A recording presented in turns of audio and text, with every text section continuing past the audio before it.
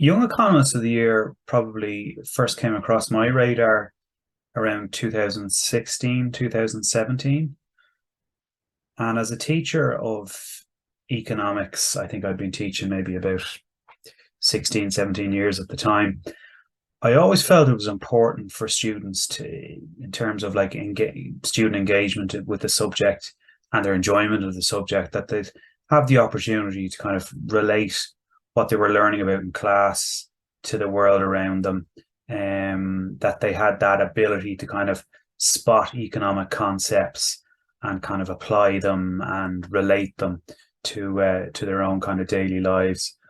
I would have always encouraged students to kind of keep abreast of current goings on and current affairs in terms of economics. And I suppose at that time, economics, there was a bit of a resurgence of it, things like free economics and lots of podcasts and things like that. And I was lucky that students of mine, they had a genuine curiosity and interest in the subject. And even I suppose with the previous syllabus, there was plenty of scope there for students to kind of relate concepts like price elasticity of demand to see that at play in supermarkets and the like. And when I heard about Young Economist of the Year, I think first online, I would have seen it maybe on the website, and I would have seen some of the entries and been so impressed with the creativity of kind of student entries and things. And I would have brought it to my students kind of in an informal way. I think a group of fifth years at the time, um, because I knew they had a great interest in the subject, and it was a small enough group I had at the time.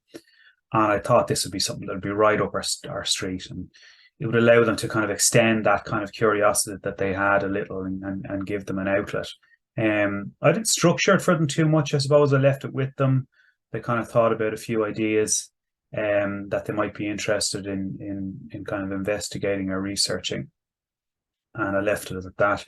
I would have been aware, I suppose, of Young Economists of the Year maybe from um, the Economics Live conferences from a few years back. This is well pre-COVID and pre-school closures and all that.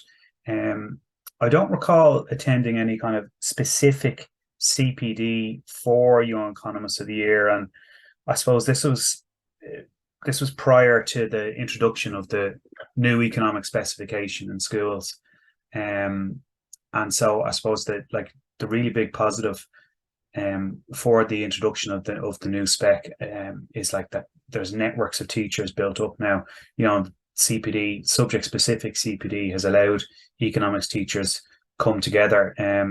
At that time when I kind of first was introduced to Young Economists of the Year, I was the only teacher of economics in the school, and that would have been, I think, par for the course. Quite a lot of economics teachers tend to be the only teacher in the school. So at things like Economics Alive or the YEOTY Awards Day, and now obviously with the there's a lot more CPD for economics. The chance to meet with other economics teachers is just so valuable, and I think that's a real positive development that's come from YEOTY. In terms then of how entering my students in YEOTY would have had an impact on my approach to teaching and classroom practice and culture in general, I'd have to say overall extremely positive. Um, the main learning for me as a teacher was that I probably, I suppose on reflection, maybe I was guilty of kind of underestimating the ability of students to come up with a question, to seek answers to some kind of area that they're curious about, and that when they had an interest in something, that they were capable of some extremely deft kind of investigation and research. And I remember in 2017 when I just again floated the idea with a group of fifth year students of entering this program, and I left them with the website and the flyer and things like that. But obviously, because there was a course to cover and all the pressures that brings, I kind of left it to them to come back to me. And a student came back to me, and he had this idea for looking at kind of the economics of migration, and he came to me just for some ideas and what I thought of the idea, and I gave him some outline kind of areas he might go for data on the topic. And he came back a couple of weeks later with a narrated video. That the production value was quality, and some of the economic concepts in it and some of the ideas and arguments and put forward that were analysed, they were of a level that was far beyond what I would have expected from fifth year students. And just because he had that opportunity to dive down into something, he came back with a really kind of a quality piece of work that really informed his opinions around the topic. I think the year following that, a student of mine, Ellen, who went on to do extremely well that year in the competition, it was 2018, if I recall. And she, I suppose, was one of those students who I think if I was in the classroom or not, she would have done fantastically in terms of leaving certain results in economics, and she did. But where she really blossomed was because she had such an interest in kind of current affairs and the subject in general, and just an inherent kind of curiosity and a thirst for kind of seeking answers. And she had a great interest in Harry Potter and also then a good interest in economics. And she married those two ideas. Again, there was no suggestion from me, it just came from her. And she came up with a brilliant piece looking at kind of the economics of Harry Potter and how we can spot, you know, government intervention in markets in the novels.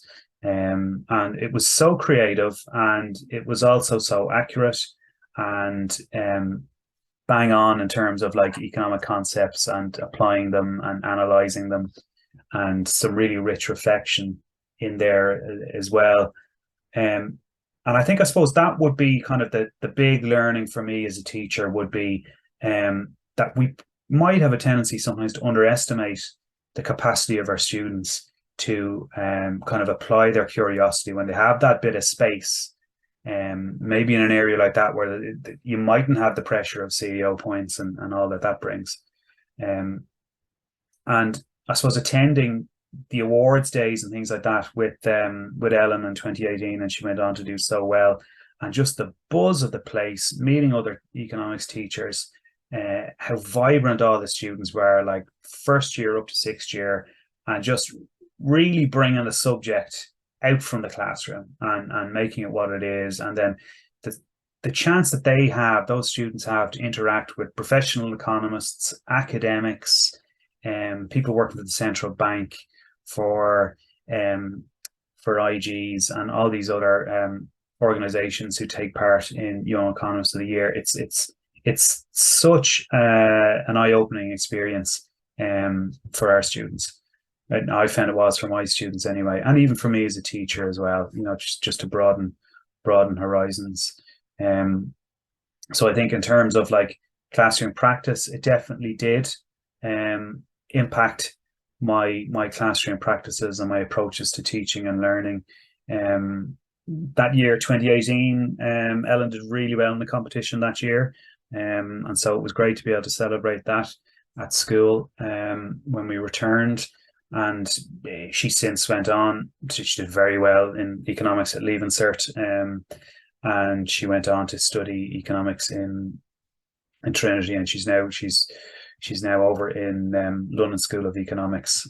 She had an internship this year in the ESRI. So look, I suppose that's the nub of it really, is with that, like what we do in the classroom, if it can open up students' horizons and kind of open up their eyes and engage their curiosity, that surely that's the goal of education. So I guess overall I had a really positive experience as a teacher from engaging in Young Economist of the Year, and I'd recommend it to any teacher who was thinking about entering their students in it. It's just so positive and brings so many benefits to students, to schools, to teachers.